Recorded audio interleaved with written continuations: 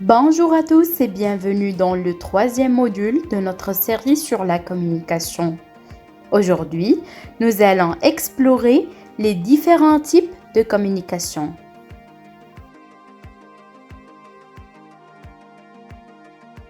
Verbale et non verbale, écrite et orale, formelle et informelle.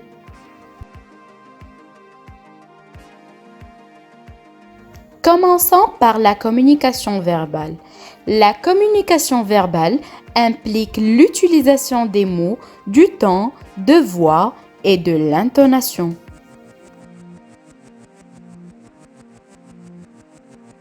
Prenons un exemple concret.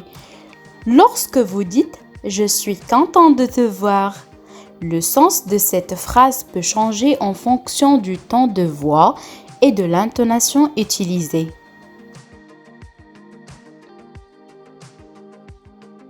Exemple, ton joyeux et intonation montante. Je suis contente de te voir. Ton monotone et intonation plate. Je suis contente de te voir. Vous voyez, la manière dont nous parlons peut radicalement changer la perception de notre message. Maintenant, parlons de la communication non verbale. Elle inclut le langage corporel, les expressions faciales et les gestes.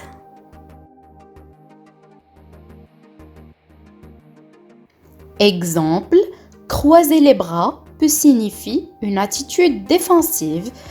Un sourire peut indiquer la convivialité et de l'ouverture. Ces signaux non-verbaux jouent un rôle crucial dans nos interactions quotidiennes et souvent, ils transmettent plus que nos mots. Passons maintenant à la communication écrite. La communication écrite est tout type d'interaction qui utilise le mot écrit ou textuel et qui permet de transmettre un message sans qu'il soit nécessaire que l'expéditeur et le destinataire coïncident au même moment et au même endroit. Nous allons faire quelques exercices de rédaction. Voici un exemple de courriel professionnel. Exemple. Bonjour, Monsieur Dupont. Je vous écris pour confirmer notre rendez-vous demain à 10h. Cordialement, Marie.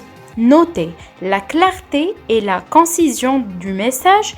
Il est important d'être précis et poli dans vos communications écrites. La communication orale est l'une des formes d'expression de l'être humain qui consiste à utiliser des mots parlés qui varient selon le temps, le volume, la rapidité et la clarté avec lesquels ils sont énoncés. Exemple. Bonjour à tous. Aujourd'hui, je vais vous parler de l'importance de la gestion du temps. Pratiquez vos présentations devant un miroir ou avec des amis pour améliorer votre aisance et votre clarté. Enfin, abordons la communication formelle et informelle. La communication formelle est souvent utilisée dans des contextes professionnels ou officiels, tandis que la communication informelle est plus décontractée.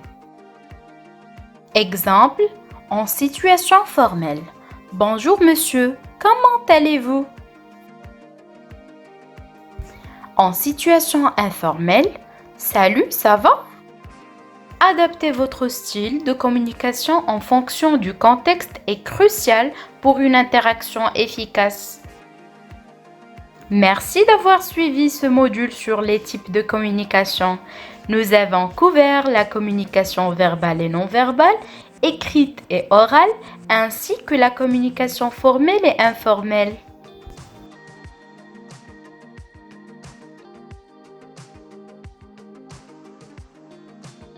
N'oubliez pas, la pratique régulière est la clé pour maîtriser ces compétences.